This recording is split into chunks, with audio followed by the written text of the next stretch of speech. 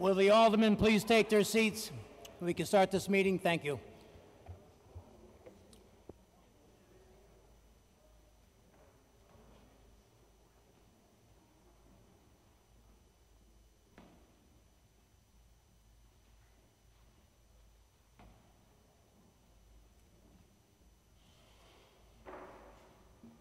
Good evening, ladies and gentlemen, and welcome to the October 1st, 2018 regular meeting of the Milford Board of Aldermen.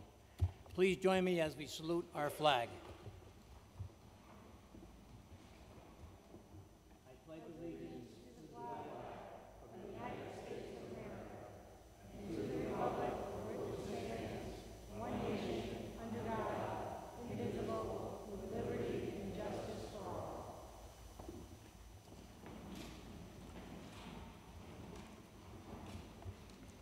Madam Secretary, will you please take the roll? Alderman Anderson? Present. Alderman Beatty? Alderman Fortunati? Alderman Gaynor? Alderman Gaynor? She'd like to be excused, Madam Secretary. Thank you. Alderman Gurman? Here. Alderman Genatasio? Alderman Golden? Here. Alderman Grant? Here. Alderman Hardiman? Here. Alderman Smith? Here. Alderman Sutton? Alderman Sutton would like to be excused, Madam Secretary. Thank you. Alderman Tranquilli? Here. Alderman Vecchiarelli? Here. Alderman Vitro? Here. Alderman Vitale? Here. 12 present, Mr. Chairman. You have a quorum. Mr. Mayor has a presentation for us. It's all yours, Mr. Mayor. Thank you, Mr. Chairman, members of the board.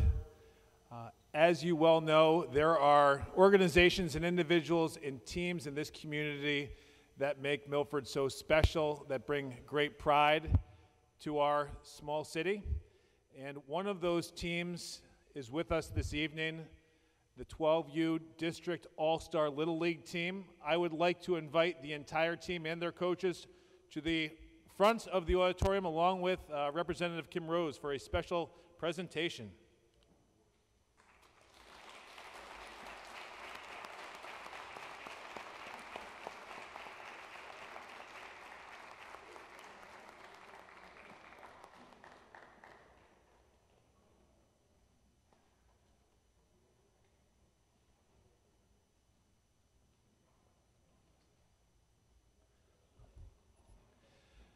And ladies and gentlemen, on behalf of the City of Milford, I do have an official proclamation, which reads, whereas the Lou Gehrig Little League 12U Milford District All-Star Baseball team has brought honor and pride to themselves and our community, and whereas the team captured the 2018 District 4 Championship, these seasoned players have previously been the 10U District 4 champions and the 11U Seabreeze District champions.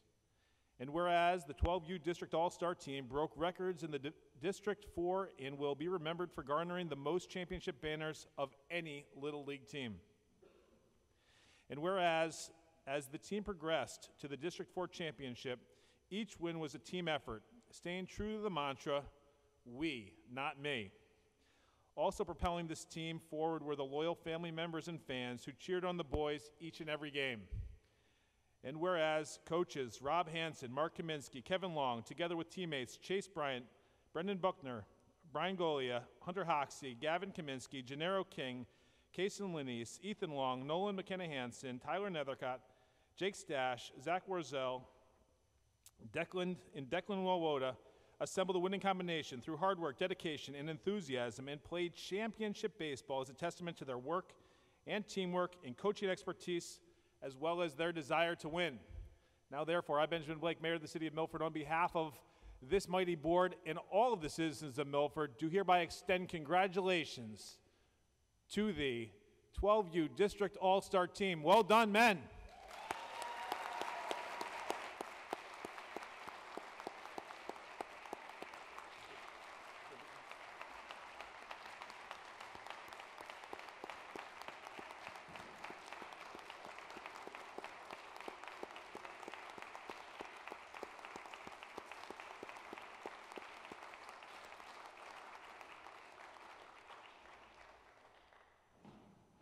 And I do have a guest with me today, Representative Kim Rose, who also has some words of congratulations as well. Thank you, Mayor. Congratulations. What a great group. I love those uniforms. And we, not me, what a great slogan to have, because sports is really a group effort, and to learn to live, to work with each other for a common goal, that's to be commended. And we at the state of Connecticut are very proud of you as well. And tonight I have for you an official citation introduced by myself. Be it hereby known that all of the Connecticut General Assembly hereby offers its sincerest congratulations to the Lou Gehrig Little League 12 and under Milford District All-Star Baseball Team. In recognition of earning the title of 2018 District 4 champions, this team has broken records and earned the most championship banners of any Milford Little League team. In addition to excelling in the sport of baseball, the members of this year's team will be remembered as exemplifying all of the positive attributes associated with good sportsmanship. They have made those of us who call Milford home exceedingly proud of calling you our baseball team. They stand as an example for others who will follow to emulate. Congratulations on your excellent performance. The entire membership extends its very best wishes on this memorable occasion and expresses the hope for continued success. Given this first day of October in Milford, Connecticut, and this is signed by our President Pro Temp, Martin Looney, Speaker of the House, Joe Arasinowitz, and Secretary of the State, Denise Merrill, and it bears the official seal of the state of Connecticut.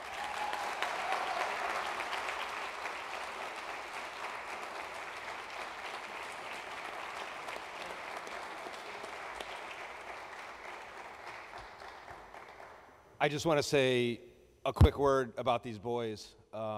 Kevin and I and Coach Rob Hansen have been with these guys for 3 years. Not only are they talented baseball players, but they really are an amazing group of kids, young men. We're watching them now move to the big field. A lot of them are playing together still. Made another championship yesterday. And to the families that are here, I'm going to have to give it to you. I did a lot of crying this postseason after we stopped playing with these guys, so I'm going to let Kev say a few words. Great. I'm probably going to cry myself, but Mark's words are absolutely correct. This is a special group of young men. We've had a really great opportunity to watch them grow as 10-year-olds, now 12, some 13, and to watch them come together over the last 3 years has been this just a special moment for us. I know as a coach, I've coached many teams, many different levels, and I will miss every one of these young men. They're truly, truly good boys, really good baseball players, and even better people. So congrats to you guys. Look forward to watching you guys in the future, and it's been an honor to be called your coach. I wish you guys nothing but the best of luck. Thanks.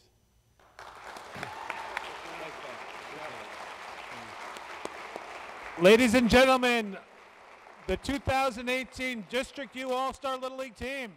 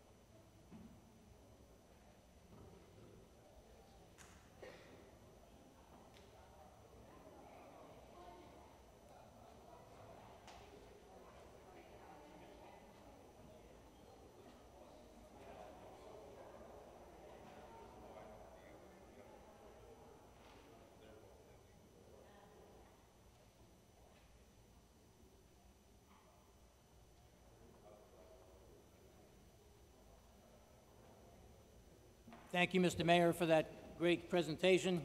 The next portion of the meeting is devoted to public comment. Statements are limited to the legislative function of the Board of Aldermen. The time limit granted to each speaker shall be 3 minutes. Residents, taxpayers, and electors may address the board at this time. The board encourages speakers not to express derogatory, insensitive, or offensive statements, or to engage in personal attacks against individuals. In order to allow everyone an opportunity to speak, I'd ask that everyone please limit their comments to 3 minutes. Anyone wishing to address the board can do so at this time. Please state your name and address clearly for the secretary. Thank you. Thank you, Mr. Chairman. My name is Kim Rose, State Representative, 292 Naugatuck Avenue, Milford, Connecticut. If I could indulge the board for a moment, I have another presentation to make. Thank you so much. Could I ask Alice and her family to come up?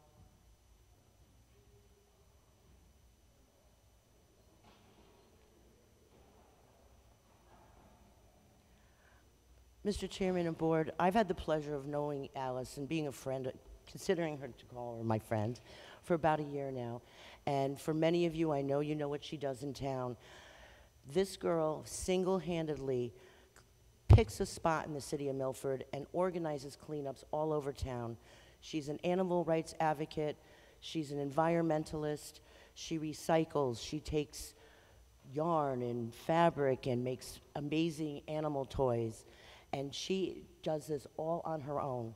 And I just felt the need to recognize her tonight, because for someone to take that upon themselves and to be able to organize so many people to get something done for the good of our community and our environment, that I just felt that she needed to be recognized, and I appreciate you indulging us in that. So Alice, the General Assembly would like to present you with official citation. Be it hereby known to all that the Connecticut General Assembly hereby offers its sincerest congratulations to you and Alice's Relove Workshop in recognition of being a dedicated community servant through your works in Alice's Reloved Workshop. Your steadfastness in your goal to clean Milford and respect our fragile environment is contagious. You make the community and all of us better by spreading your passion and inspiring those around you by organizing cleanups, recycling materials, providing bee watering stations, and assisting animal shelters and wildlife rehabilitation centers. You have made a tangible difference. You are an example for all of us, how one person with an idea and a passion can make such a difference. Thank you to you for your dedication to the environment, our animals, our city, and our lives. Keep up the great work. The entire membership extends its very best wishes on this memorable occasion and expresses the hope for continued success. Again, signed by President Pro Tem Martin Luthy, Speaker of the House Joe Arasinowitz, and signed by Secretary of State Denise Merrill. And congratulations.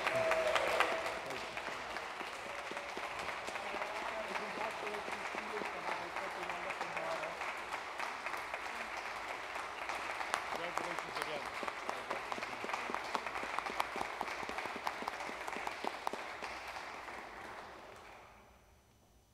And Mr. Chairman, I'm not sure if William St. John Byers is here.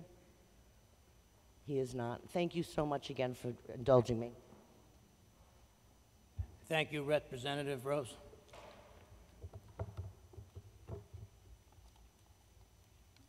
Anyone else wishing to address the board can do so at this time.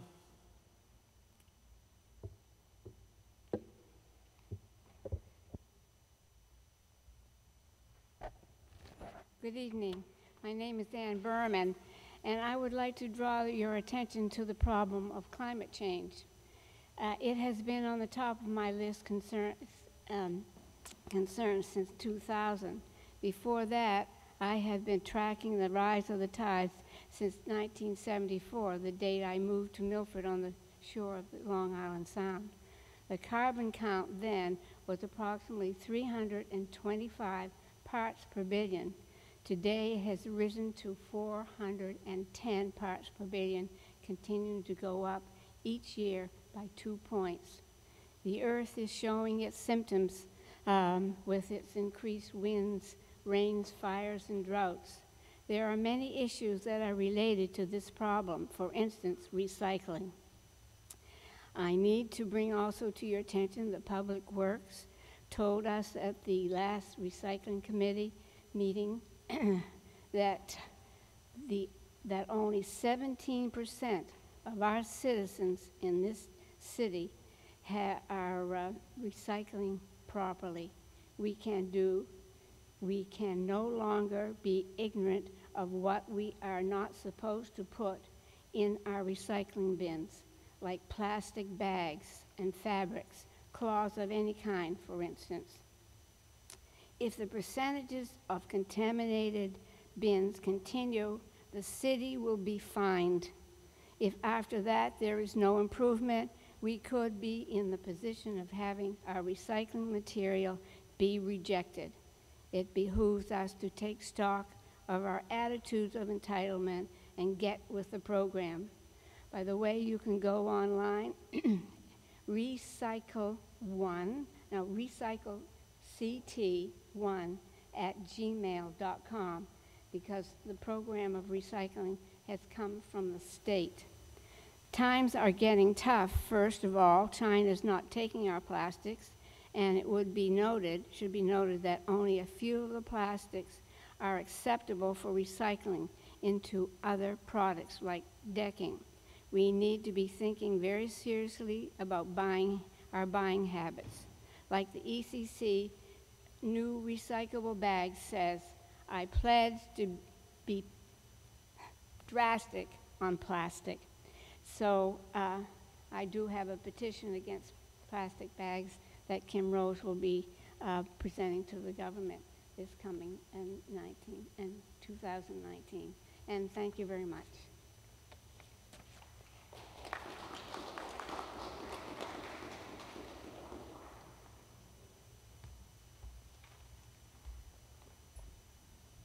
Hi, Tessa Marquis, 67 Point Beach Drive. Good news. Someone came to my door today. It was Matt Arculo, who is the youngest of the Arculo family. They own the shoe store on the Green on Broad Street. And I think it's the oldest continuous business in ownership, retail business in the city. There's something called Not Your Average 5K Race. It's going to be a benefit for Bridges, and it's October 14th at 11 a.m. It's a race for slackers, underachievers, and dad bods. I don't know what that is. And it's 0.5 miles. It's a 0.5K race. Run or walk, wear a costume. And this is being done with Eli's, so when you register, which is only $30, you are eligible for the t-shirt, 2 beers at Eli's after party, and prizes. And I heard that the #1 prize is something very valuable. There, that's all I'm allowed to say. The race starts on Bedford Avenue, which is off of Gulf Street. It's the street that goes around, and it finishes at the Milford Library. So it's extremely strenuous. And and all money will go to Fabulous Bridges and their programs. You can register by a very long URL. You can stop in at Arculo's or at Eli's. They're going to put up posters as well, and you can go to their Facebook pages. So it's a feel-good thing. I think that's one of the things that makes Milford really particularly great, is the community efforts. Thanks.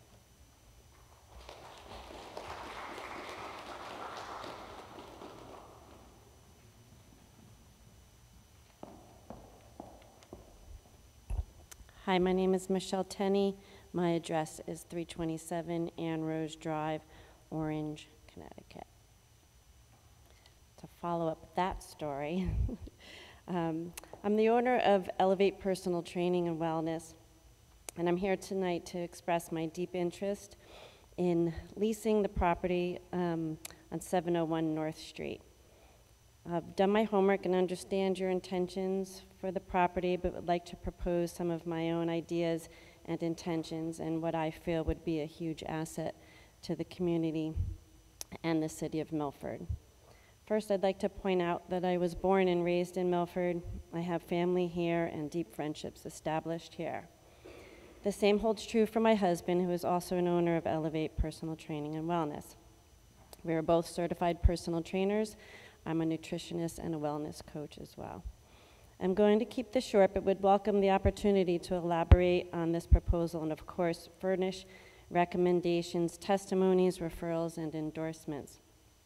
Over the years, it's become very obvious to my husband and me that our industry has a very gaping hole.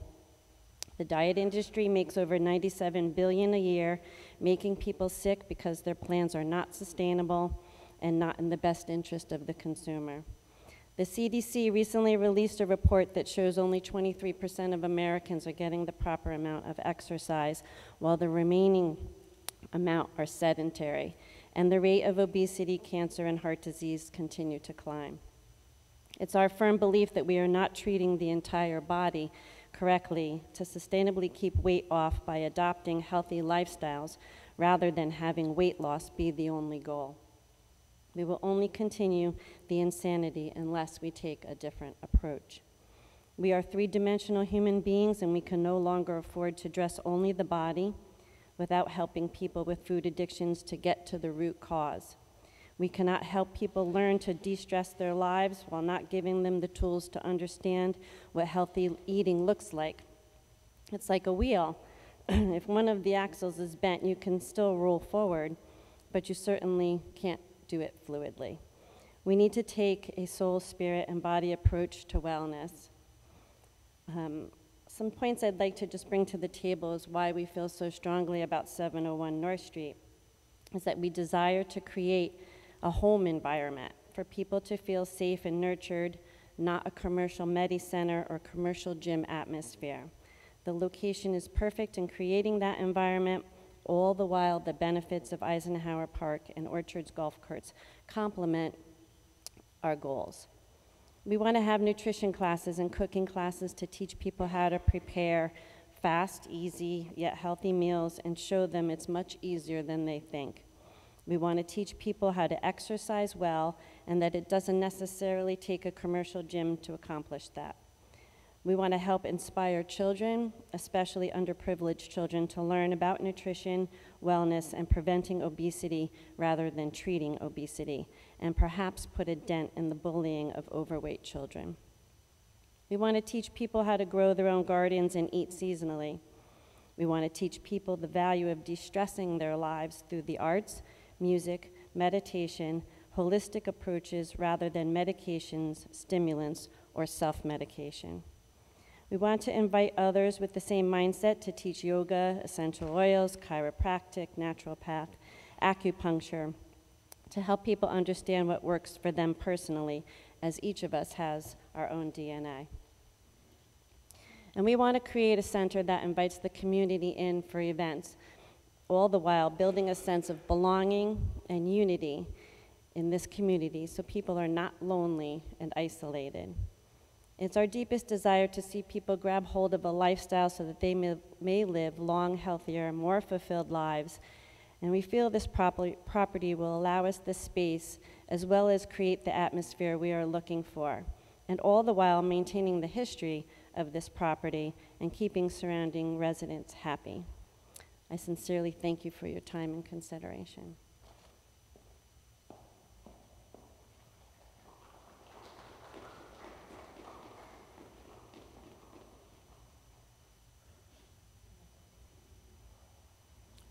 Is there anybody else wishing to address the board at this time?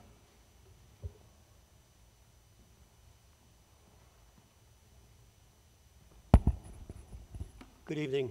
My name's John Hotchkiss, 74 Buckingham Place.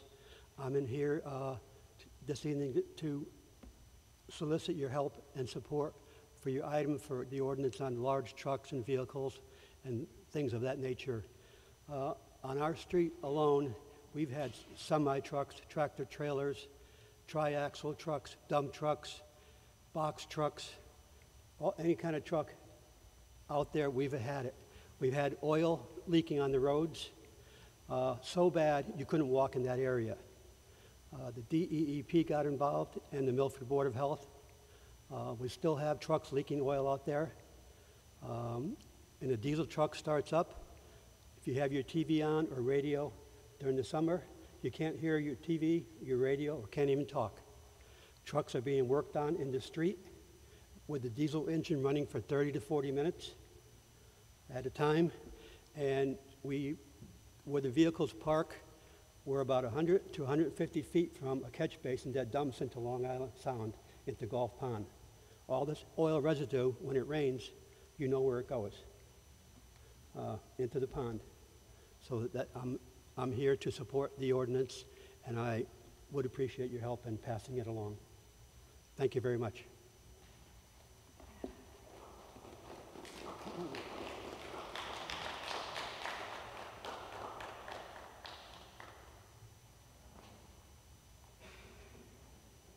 Hello, I'm Laura DeTuri. I live at 58 Wheeler Avenue in Milford. I am also here for Article 12, the ordinances. This box truck has been planted, used as storage in front of my house for 9 months. So yes, I would, besides all the things that he just said with gas leaking and rodents and pests, I'd like it cleared up, and I am in agreement with the ordinance. Thank you.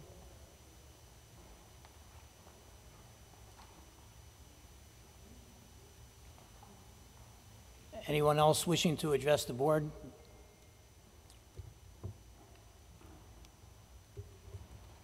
Seeing none, Alderman Vecchiarelli, agenda item number 3, consideration of minutes. Mr. Chairman, I move to approve the regular meeting minutes of the Board of Aldermen held on September 6, 2018. Motion has been made and seconded. Is there any discussion? Seeing none, all in favor? Aye. Opposed? Motion passes unanimously. Agenda item number 4, consideration of minutes for the organizational meeting. We have none. We had not have an organizational meeting. Agenda item number 5, Chairman's report. Just want to bring it to everyone's attention that this month, October, is Cancer Awareness Month and Breast Cancer Awareness Month. In the city of Milford, Get Your Pink On Day is going to be on Friday, October 19th. Get Your Pink On Day is going to be Friday, October 19th, so everyone make a note of that. Agenda item number 6, Mayor's report and recommendations. Mr. Mayor. Thank you, Mr. Chairman. I respectfully request your consideration and action on those items 8A through 8E. If you have any questions throughout the course of the meeting, I am happy to answer. Thank you, Mr. Mayor. Agenda item number 7, moving on to unfinished business. Alderman Vecchiarelli. Mr. Chairman, I move to approve the request for the appointment of John Major at 33 Brett Cliff Road as a member of the Police Commission to fill the present vacancy term expiring 12/31/19. Motion has been made and seconded. Is there any discussion? Seeing none, all in favor? Aye. Opposed? Motion passes unanimously. At this time, is Mr. Majors in the audience? Yes, he is. Could you please step forward and have the city clerk swear you in, sir?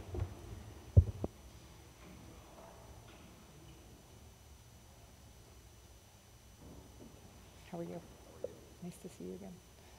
Please raise your right hand. Do you solemnly swear or sincerely affirm that you will uphold your duties and responsibilities as a member of the Police Commission for the City of Milford, so help you God, or under the pains or penalty for perjury or false statement? I do.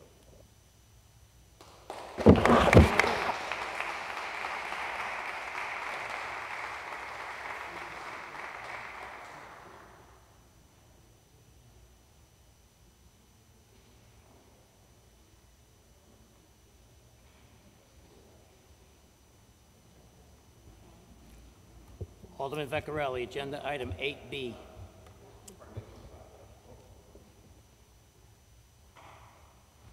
Mr. Chairman, I move to approve the request for the attached resolution regarding the State of Connecticut Local Capital Improvement Program Assistance Program for 2018. Motion has been made and seconded. Is there any discussion? Seeing none, all in favor? Excuse me, Mr. Chairman. Aye. I'm sorry, Mr. Chairman. Alderman Giannatasio. Through you to Mayor Blake. Mayor Blake, do we have any, based on this resolution, is there any earmarks for how the money will be spent moving forward? Mr. Chairman, through you to Alderman Giannatasio, yes, the capital improvement plan that was approved this year, it will be one of those projects. Most likely, it'll be part of our paving projects. Our Public Works Director is here to expand on that, but It is very likely going to be one of the paving projects, but it does have to be something on the capital improvement plan, and if it's not, then this has to come back in front of you again for an amendment to the capital improvement plan. Just to follow up through you, Mr. Chairman. So we know that we always do paving, but over and above that, there is nothing that's been identified that is presently on the capital improvement plan? There may be some enhancements to some of our fire stations that are on the capital improvement plan that were not funded this last year in our bonding cycle. That may be on the table as well, but more likely than not, this money will be identified for paving unless our Public Works Director has something else to add in addition to that.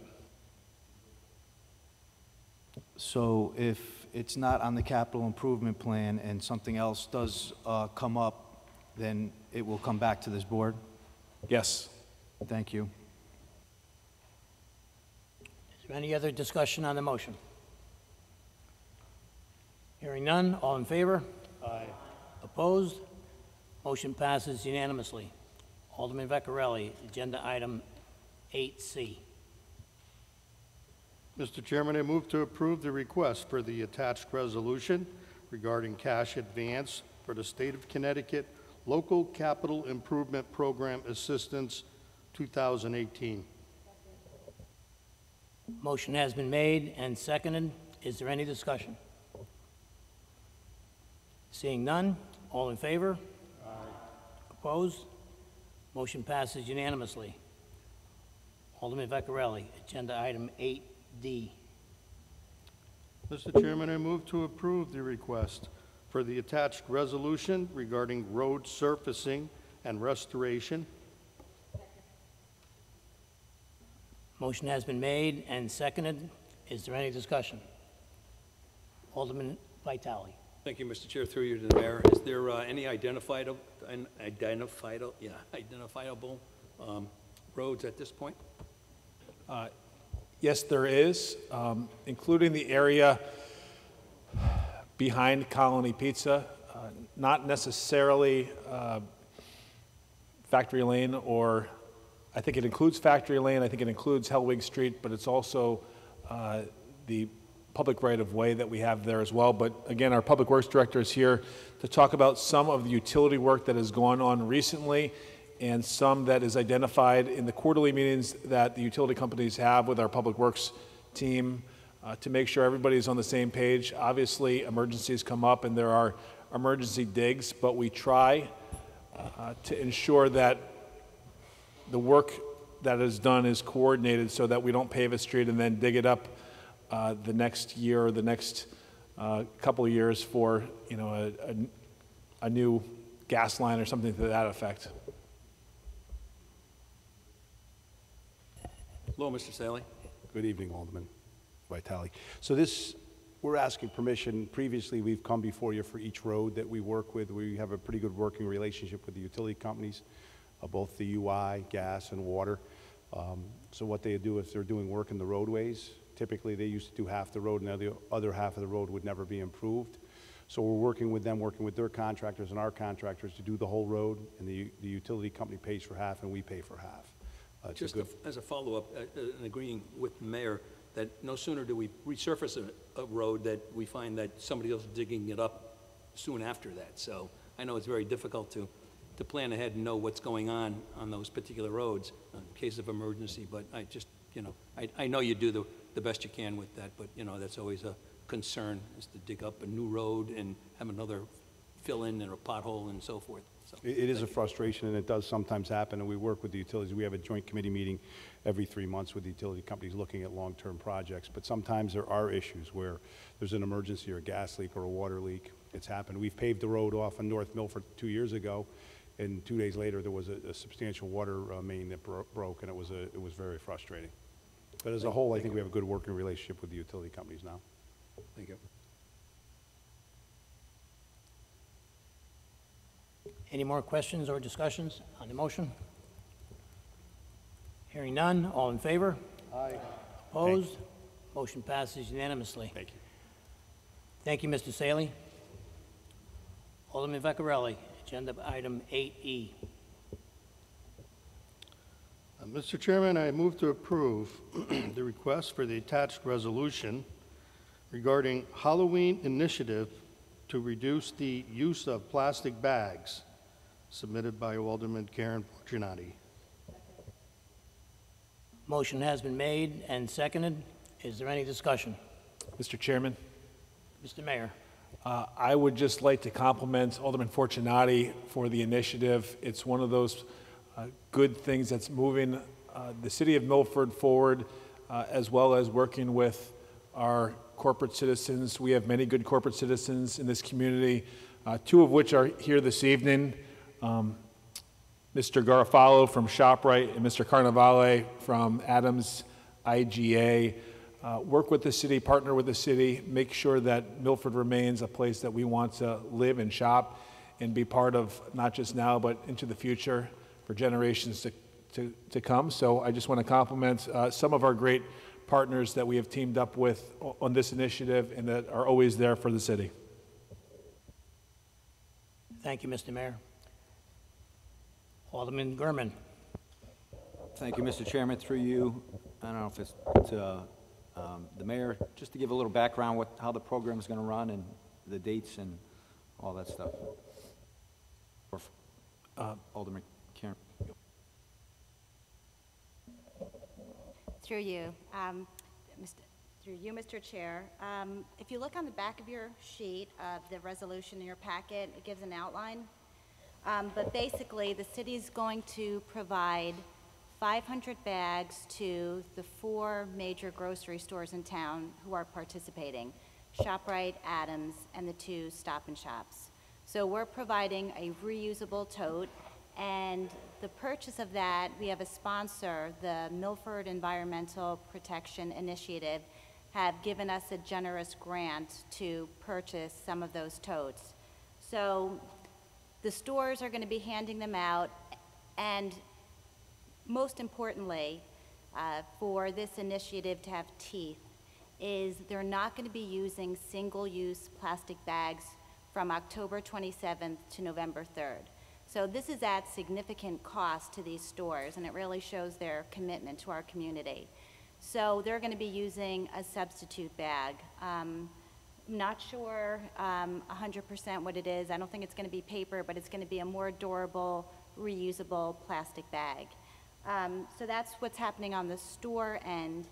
We're also partnering with the Downtown Milford Business Association for their Hollow Weekend event. We'll have a table there, craft, a mascot, passing out educational materials. We're working with the schools and our library as well.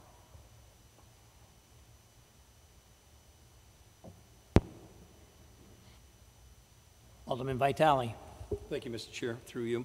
Maybe one of the gentlemen can come up and explain maybe the impact on what happens with the businesses, because I think in the ordinance, or in the ruling here, not the ordinance, but as it's set up, there's only going to be 400 to 500 bags. I mean, won't that be gone through very quickly?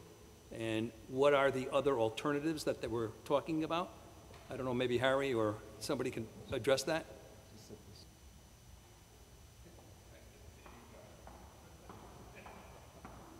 Put you on the spot, Mr. Garofalo. We're utilizing the 500 bags that the city's going to provide as a giveaway. We're purchasing a significant number of these reusable plastic bags at our cost, at our additional cost, that a customer will get with their groceries that'll be bagged like a regular single-use bag that we use today. Have any idea what that impact would be, what that cost would be on that business person? Yes, we do. It's about a $6,000 additional cost for the week for us. Business for my business. Just business. Thank you.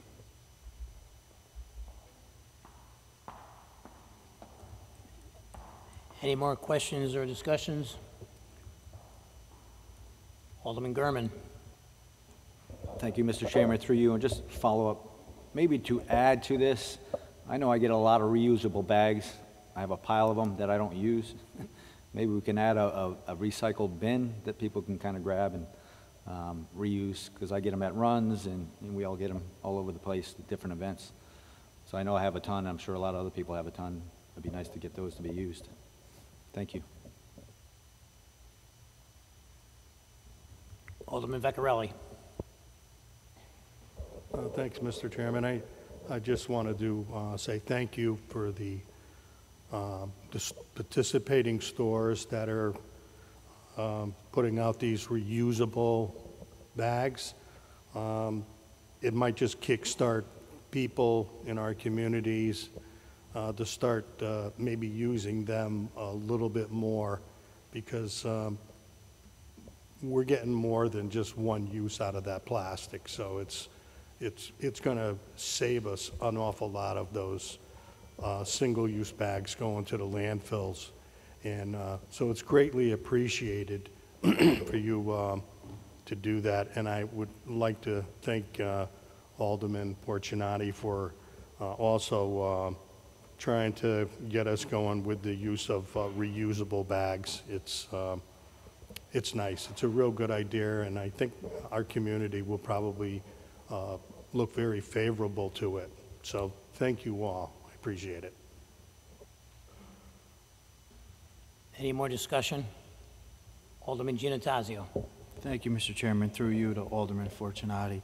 I was just curious, Alderman Fortunati, what prompted this resolution? Was it the ability to receive the grant, or how did you come up with the week's time as far as doing this for 1 week as well? Through you, Mr. Chair. I think the idea for it came up from sitting at the Public Works Committee meetings, hearing about the problems with recycling, hearing about the rising costs that are probably going to hit our city due to trash collection and recyclable collection. It's a problem that's not going to go away. So we've discussed, there are certain cities in Connecticut that have passed plastic bag ordinances. I spoke with the mayor. Right now, it's my understanding that Representative Kim Rose is going to be submitting a bill banning plastic bags at the state level, so the time isn't right for that.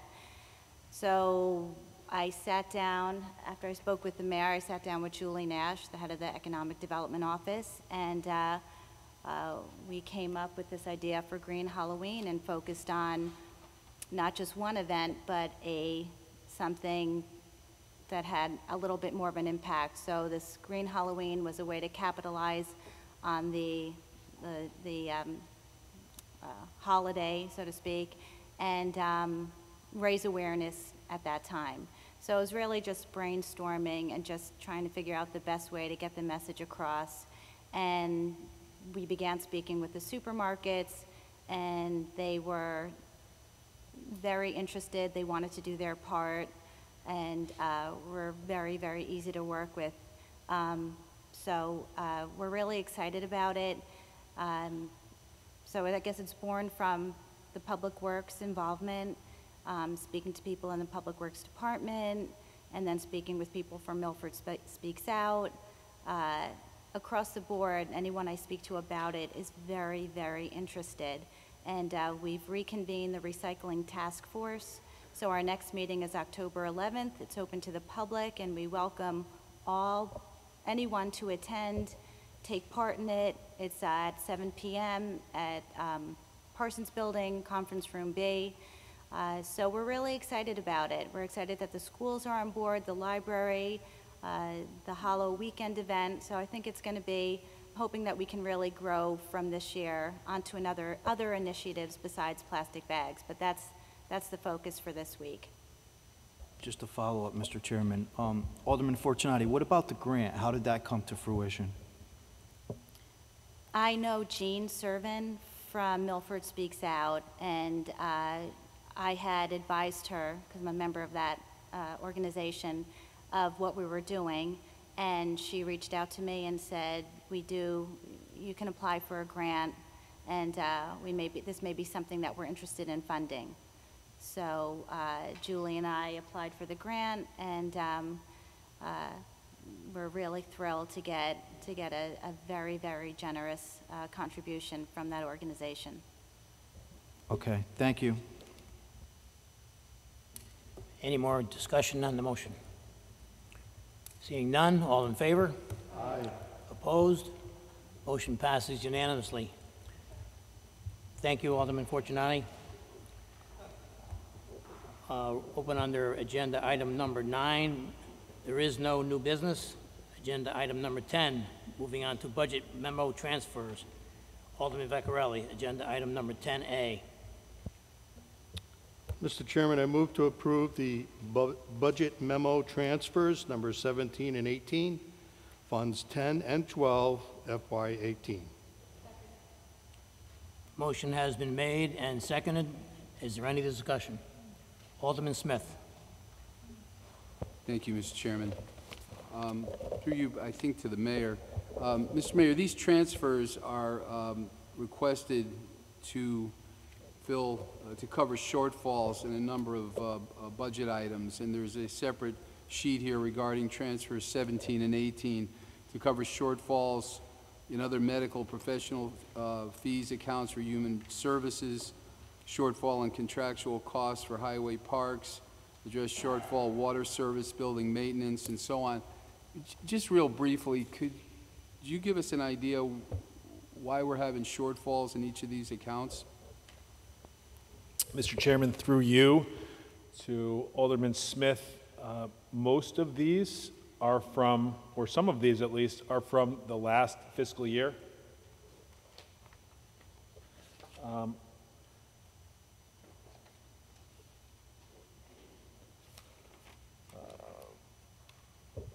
So that, for example, the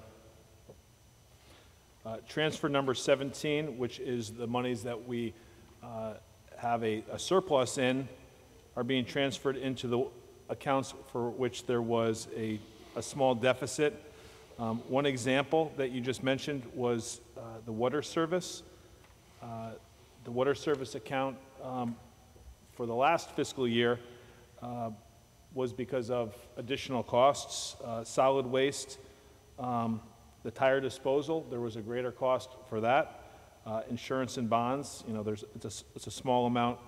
Wastewater, though, as you know, we always have an additional amount that we are over because we don't know how many emergency digs we have.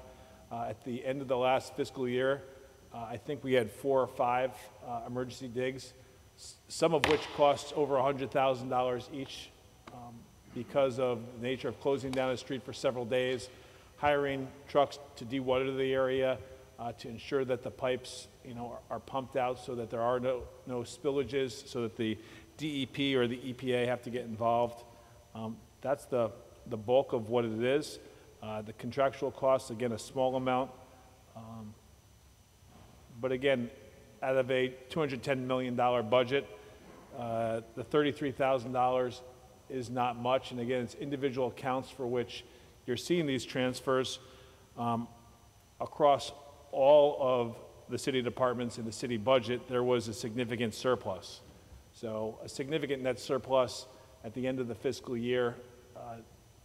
It's still being verified by the auditors. The auditors probably will not finish out their final report until the end of the calendar year for this July 1st year end, but there will be a significant multi-million-dollar surplus. Thank you, Mr. Mayor. Is there any more discussion on the motion? Seeing none, all in favor? Aye. Opposed? Motion passes unanimously. But under agenda item number 11, moving on to refunds, Alderman Vecchiarelli. Agenda item 11A. Mr. Chairman, I move to approve the refunds in the amount of $7,013.95. Motion has been made and seconded. Is there any discussion? Seeing none, all in favor? Aye. Opposed? Motion passes unanimously. Open under agenda item number 12, reports of standing committees. Number A, postponed from August 2018 meeting. Is there a motion to take from the table item 12A? Need a motion to take the... So moved, Mr. Chairman. Thank you. Is there a second? Second. Motion is made in second to take the August 18th postponement to date. Now that we have taken up the agenda item, is there any discussion? Alderman Smith. Do we need to vote on that, Mr. Chairman, to take it off postponement? No, okay. If I might, as ordinance chairman, this is the ordinance regarding motor vehicles. Mr. Chairman, just as a formality, I think that would be good to have a formal vote. All right. Yeah, we had a second, but we didn't have a vote. So all in favor? Aye. Opposed? Motion carries unanimously. Thank you, Mr. Mayor. Alderman Smith. Thank you, Mr. Chairman. Back in the July meeting, the Ordinance Committee recommended to the full board an amendment to an existing ordinance, Chapter 14, regarding motor vehicles, stopping, standing, and parking within the Code of Ordinances of the City of Milford. In the July meeting, in the August meeting, there was some discussion on the ordinance, some points brought up regarding definitions of what those vehicles needed to be, and a general agreement that we needed to tighten up the definitions and the criteria for various commercial vehicles. We again postponed this ordinance for consideration in the September meeting, and now we have it before us again here in October.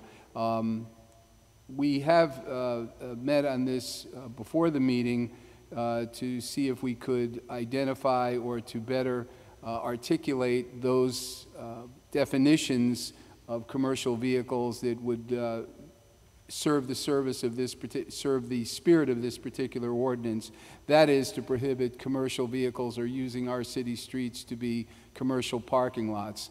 It results in matters concerning public safety, road access, visibility, not to mention just some of the ecological implications of leaking oil and other larger public concerns that were articulated by, I think, Mr. Hodgkiss and the other lady earlier during the public hearing section.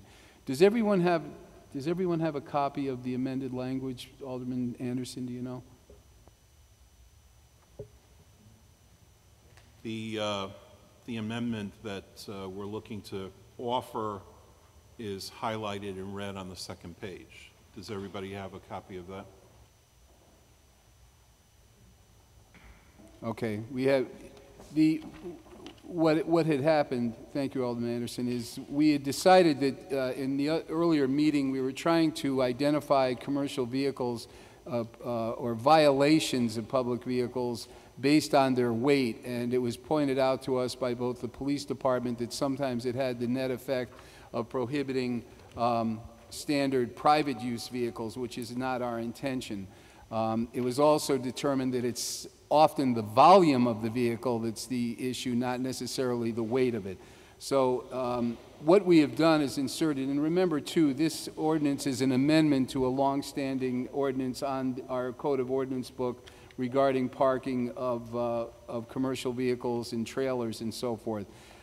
We added the language in the August meeting, which is in red on the amended copy of the ordinance, and you can see there it's a manufactured capacity of more than 1 ton or a length of more than 21 feet measured from the extremes of the vehicle, including any object loaded on the vehicle, or a height of more than 8 feet with properly inflated tires measured from the ground to the highest part of the vehicle, including racks but not antennas.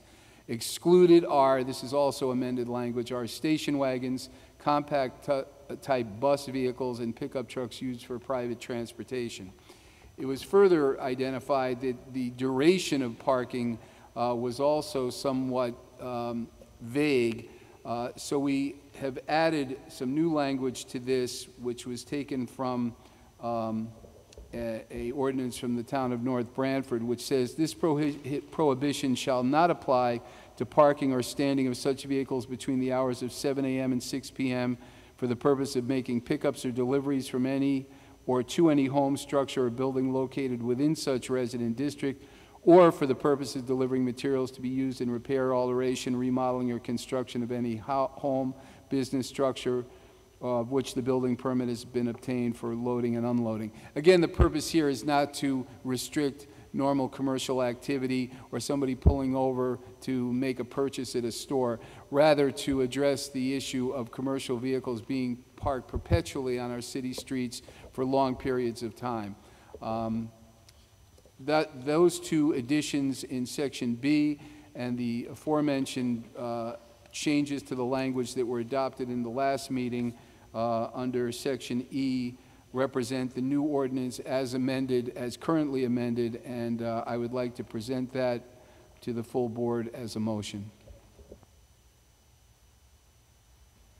Thank you, Alderman Smith. Do we have a second? We have a motion and a second. Is there any discussion? Alderman Vitale. Thank you, Mr. Chair, through whomever might be able to answer this. The issue here is that we have, let me first on the onset say that I'm totally in favor of this ordinance, but there are a lot of ordinances on the books, as I said the last time, that don't get enforced. And I think, you know, if we're going to have something, it needs to be enforced. Having said that, is there a category of fines that this goes under? What would be the punishment for the offender who gets caught with, is it a ticket, and is it a category already established in the police department? That this would be a $50 fine, a $70 fine?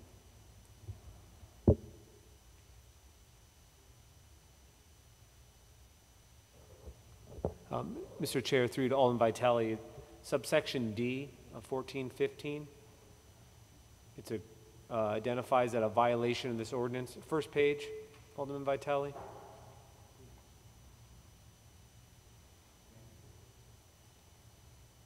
The violation of this ordinance constitutes a Group 4 violation of the parking regs as set forth in 1417, enforced by the Milford Police Department. I believe it's a $90 ticket, but I believe so. I have to confirm. I have to look at 1417.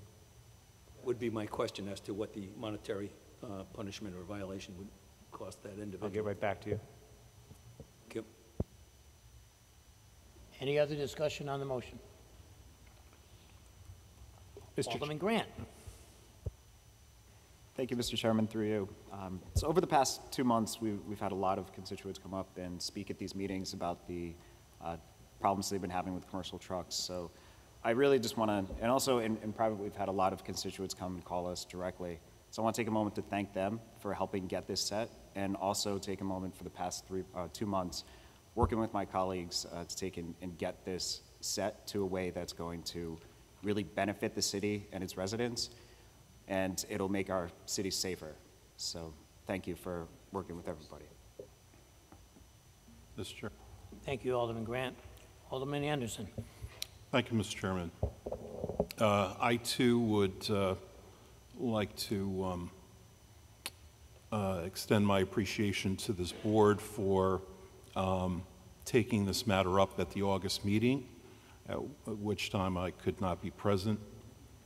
Thank the mayor for his support, and I want to thank John Burcham and the law department for working out the changes that are before you, along with Frank Smith, chair of the ordinance committee.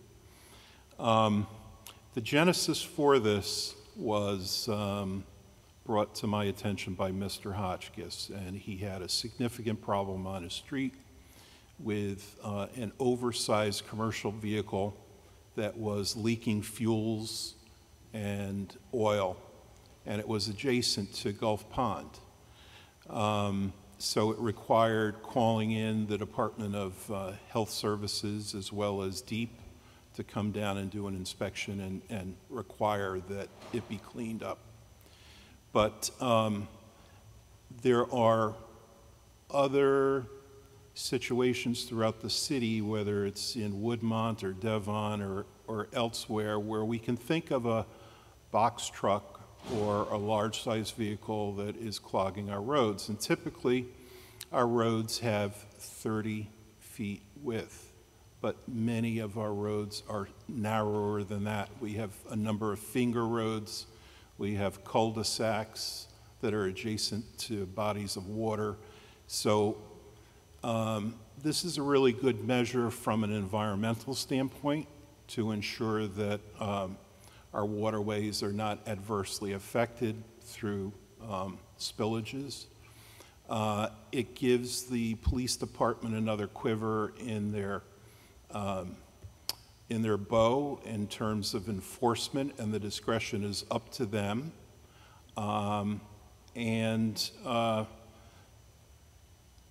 It requires those that are driving larger size commercial vehicles to be responsible owners and drivers. So I would add that this exempts class 1 and 2, the typical SUV and minivans and pickup trucks that many of us and others in Milford drive. And we're looking at a classification of class 3 or above, which would be 10,000 to 10,000 pounds or greater. Typically a city delivery van or a minibus, a bucket truck, a large walk-in van, similar to what's used for overnight delivery services, beverage trucks, and the like. Those are typically the types of vehicles that would be affected by this. We could not look at weight alone, as Chairman Smith said, because there are moving vans that are lighter weight, and so therefore we inserted language to increase the height 8 feet or above and length 21 feet or greater. Many of the moving vans are within that category. Now, you might ask, well, what of a moving van that is parked temporarily overnight because somebody's moving within the next 24 or 48 hours? That would be up to the discretion of the police department. In that case, that's a person or people that should not be hassled. But if somebody owns a moving van and that van is parked on a residential street 24/7 over the course of the summer, say, or a longer period of time, then that gives a neighbor the authority to call the police department and ask that something be done. I also think of those that might have a box truck or a large commercial vehicle parked directly in front of their house, and it blocks their view. Now we have no enforcement power available to the police department to do something about it. So with this ordinance, it would require folks to be responsible about their use of these types of vehicles. With that, I thank you for your consideration. Thank you, Mr. Chairman. Mr. Chairman. Mr. Mayor. Mr. Chairman, I understand that the folks on this board have a written copy of the proposed amendment that Alderman Smith referenced. Because this will be a ordinance, because this is the law of the land, I would think that we want to ensure that, not just for this board, but for the audience and the television viewers, that the record is clear about exactly the amendment that is being proposed. And I would just ask if our city attorney would read into the record the proposed amendment so that everybody is on the same page and everybody understands exactly what is before this board.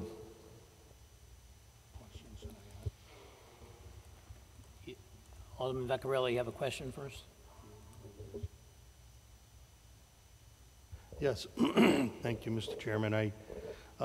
My only concern is, and I'm not sure if it's a valid one, but we, in regards to, well, I want to say like pickup trucks, because we're talking here on the last page, on the top paragraph, of moving from, let's say, 15,000 to 10,000 pounds of vehicles' gross weight. So, well, most pickup trucks will be okay at that 10,000, but I guess there would be a few pickup trucks that may be over that 10,000. If we were to move it to 15,000 pounds, the gross vehicle weight, would that be of any problem, except to exclusively give the pickup trucks more room? I thought there may be, but I didn't see where. If you can maybe help me out, because if we just moved it to 15,000,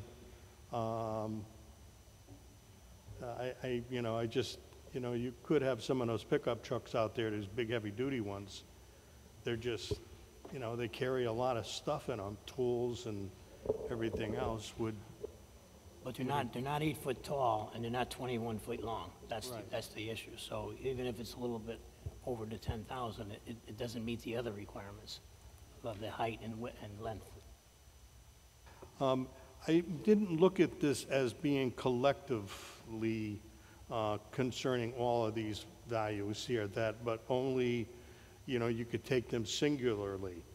So, you could take, if any one of these vehicles exceeded the length, the height, the width, singularly, it would exclude them from parking on the street, if I'm not mistaken. I mean, they don't have to meet all of the criteria here for being that length, that height, and that width. They can meet any one of those would basically exclude them from parking on the street. If that is the case, which I think it is, then the weight itself would then be a singular concern.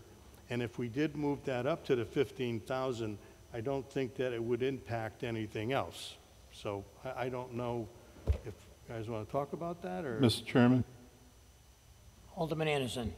in response to Alderman Vecchiarelli's concern, I would point out that the word "and" is used after the words 10,000 pounds or has 2 rear axles or more and a manufacturer's rated capacity of more than 1 ton. So the "and" covers the concern. The other thing that I would point out is the categories, which the mayor, thank you, is putting up.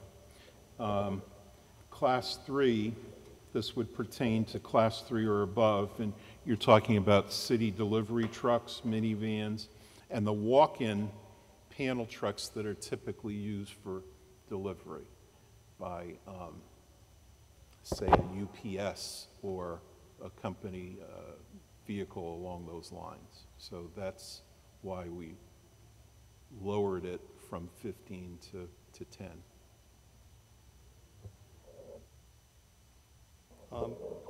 Let's take the, like the UPS truck. Excluding the weight, would they exceed any of these measurements that we have listed here? Height. So if it exceeded the measurements, then they couldn't park the car there. They couldn't park it, outside overnight and this and that. But if we allowed, let's say, vehicles to be 15,000 gross vehicle weight, what would that, what I'm trying to say is could we let a pickup truck, have that weight? As the ordinance is written, the light-duty pickup truck is excluded. Medium is included, but it is at the discretion of the police department for enforcement. And I would point out that many individuals have off-street parking. They have driveways, they have off-street parking. They utilize those off-streets now for RVs, vans, trucks, and other things. That would not be in violation. It's only in the instance where there is a large obstruction on the street that becomes a public hazard that we're talking about. That's what we're really aiming to do, is get at the public safety issue. I understand that. I just wanted to take into consideration the pickup trucks, just the pickup trucks that are like those F400s or something, where they're heavy, heavy duty. But it looks like they're the same physical size, but they can carry more weight. And I think, I don't think people park them on the street anyway too often, but if they did, they could be in violation of this. And, if we did make it 15,000, I don't see where it would impact anybody else. Just my thought. Thank you. Alderman Beatty. Thank you. Through you, Mr. Chairman, to the group, I suppose, before our city attorney reads the ordinance out loud. I want to say a few things about what I experienced about this ordinance. I serve on the ordinance committee, but a lot of it was new to me. I listened to the testimony of one of the gentlemen, I think tonight, John Hotchkiss, who spoke at a public hearing prior to this. It was very compelling. I was looking at it from the point of view of my own constituents, and only through that view, and not thinking really of working vehicles, et cetera. So I think that this became a very good example of working together. We took suggestions from others who weren't involved in bringing this forward, and not me. I served on the ordinance committee, but I wasn't the one who worked behind the scenes. But I had lots of concerns. Some of them I found at the August meeting that I was confused.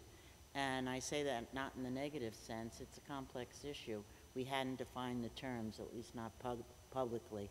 And I had lots of questions. And tonight, the operational definitions of the vehicles, the height, weight, and length specifications, the judicious use that the police and law enforcement are going to use, all of that we kind of worked out in caucus, and then it was brought forward. So I was appreciative of that, and I think it has a lot of input from Public Works, from the Ordinance Committee, not me, from others, from Brian, I think, who moved it forward, and from comments from the floor.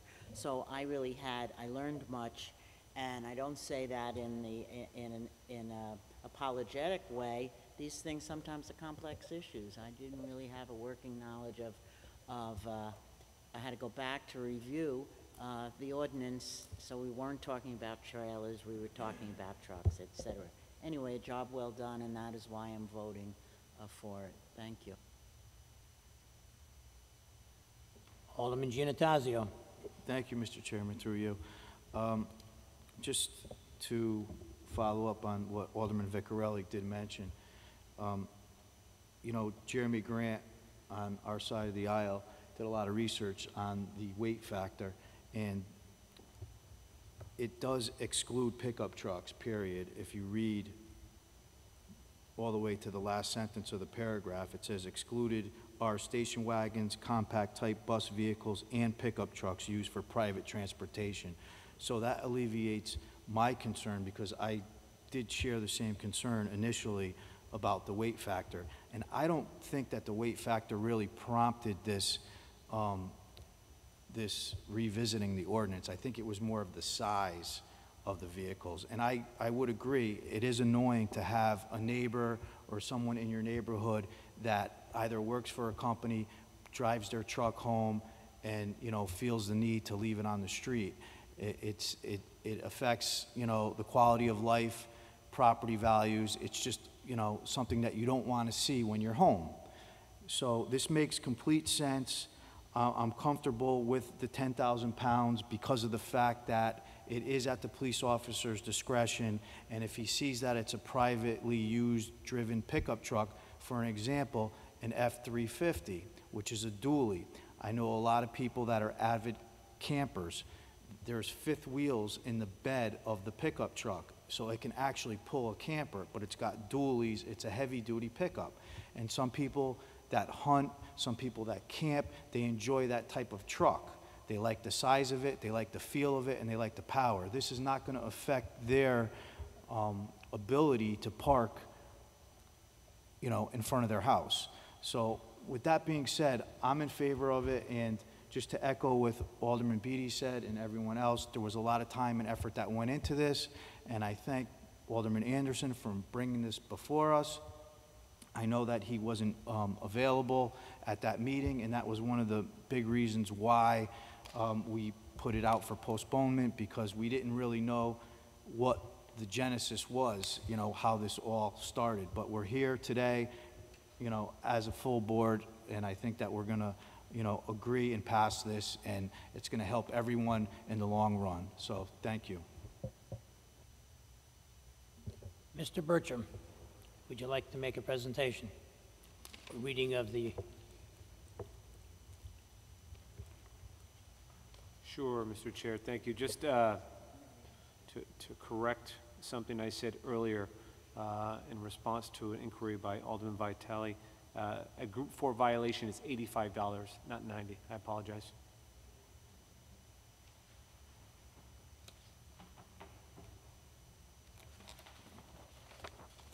The proposed amendment to the ordinance, if you have the sheet in front of you, that's new tonight, is in red. It's on the second page, 1415, subsection E. And it pertains to the definition of commercial vehicle. So the proposed definition of commercial vehicle that's before you tonight is: commercial vehicle shall mean, 1, any vehicle requiring a commercial driver's license, parens, quote, CDL, quote, end parens, semicolon. 2, any motor vehicle which exceeds a gross weight rating in excess of 10,000 pounds or has 2 rear axles or more, and a manufacturer's rated capacity of more than 1 ton, or a length of more than 21 feet measured from the extremes of the vehicle, including any object loaded on the vehicle, or a height of more than 8 feet with properly inflated tires, comma, measured from the ground to the highest part of the vehicle, including racks but not antennas. Or 3, vehicle, with the exception of those used and housed at approved school or house of worship, designed to transport 16 or more passengers, including the driver, period. Excluded are station wagons, compact-type bus vehicles, and pickup trucks used for private transportation, period.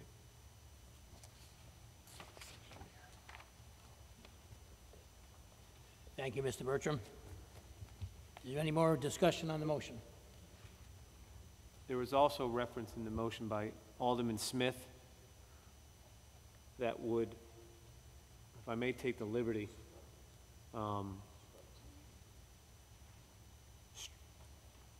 Section B of 1415, my recommendation, right now Section B says that this section shall not apply to a commercial vehicle that is parked on a city or state highway solely for the purpose of loading or unloading during the ordinary course of business. As I interpret the amendment by Alderman Smith, there was a concern that work being done on a home, not just loading or unloading like a UPS or a FedEx, but an actual commercial vehicle parked on the street for purpose of working at the home. So there was a recommendation to broaden the exception, and Alderman Smith borrowed some language from the town of North Branford. I would recommend, based upon the language he used, to strike the existing B and add the following language in its place in Section B, that this section shall not apply to parking or standing of commercial vehicles between the hours of 7 a.m. and 6 p.m. for the purpose of making pickups or deliveries from or to any home, structure, or building, or for the purpose of delivering materials to be used in the repair, alteration, remodeling, or construction of any such home, building, or structure for which a building permit has been obtained, or for loading and unloading. Mr. Chairman, I would recommend, based on that the maker of the amendment, Alderman Smith, and the member who seconded the motion just expand their amendments and second of the amendments to include what was just read, just so that this amendment is exact and there is no confusion. Alderman Smith. Mr. Chairman, keeping with the mayor's recommendation, I would like to revise or amend my original motion to include the language that has been read into the record by the city attorney. Thank you, Alderman Smith. Everyone understand that?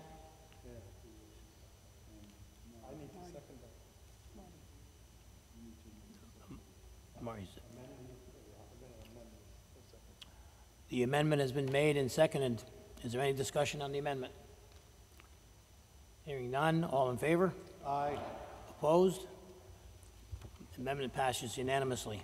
On the original motion, all in favor? Aye. Opposed? So passed unanimously. Thank you. Thank you to all you, my fellow aldermen, for putting that all together and bringing it to tonight's meeting so it gets passed. I, too, had many constituents that had problems with those exact vehicles that this ordinance pertains to. So it'd be great to be able to tell them that no longer do we have to put up with that. Mr. Bertram, can you tell us when does this ordinance go into effect?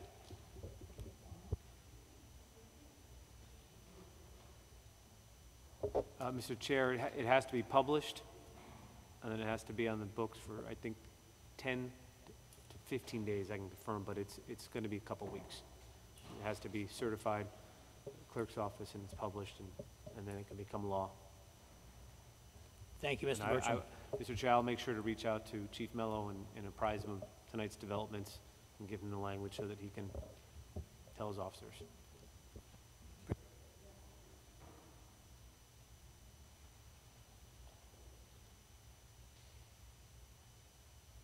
Is there any other committee reports? Seeing none, let's move on to liaison reports. Any reports of any special committees? Alderman Smith. Thank you, Mr. Chairman. I wanted just to note on behalf of Alderman Grant and myself as members, as aldermanic liaisons to the library board, the Friends of the Library are sponsoring, I think it's their third, Jeremy? Third Party in the Stacks, which is a enormously popular and enjoyable event sponsored by the Friends. Is one of their principal fundraising events, which will be held at the library on October 20th, 7:30, I think. But it usually has a theme. I forget what the theme is. Do you know the theme, Jeremy? But it's always fun. People come dressed up, and I would encourage the public to, if they can, it's too late to buy the discounted tickets as of October 1st, but it's certainly a very worthwhile event and something that the Friends of the Library do a magnificent job. They completely decorate the library, and it's a good time for all, and I would encourage everyone to buy tickets and to attend it on the 20th. Thank you, Mr. Chairman. I've been told that the theme is going to be Charles Island. That's it, right. Thank you.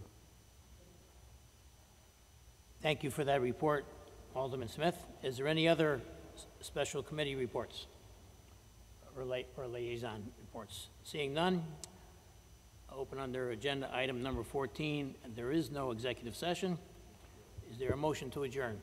So moved, Mr. Chairman. Motion is made and seconded to adjourn. All in favor? Aye. Opposed? Meeting adjourned. Thank you. All right, gentlemen, we did our business. Steve, how are you doing?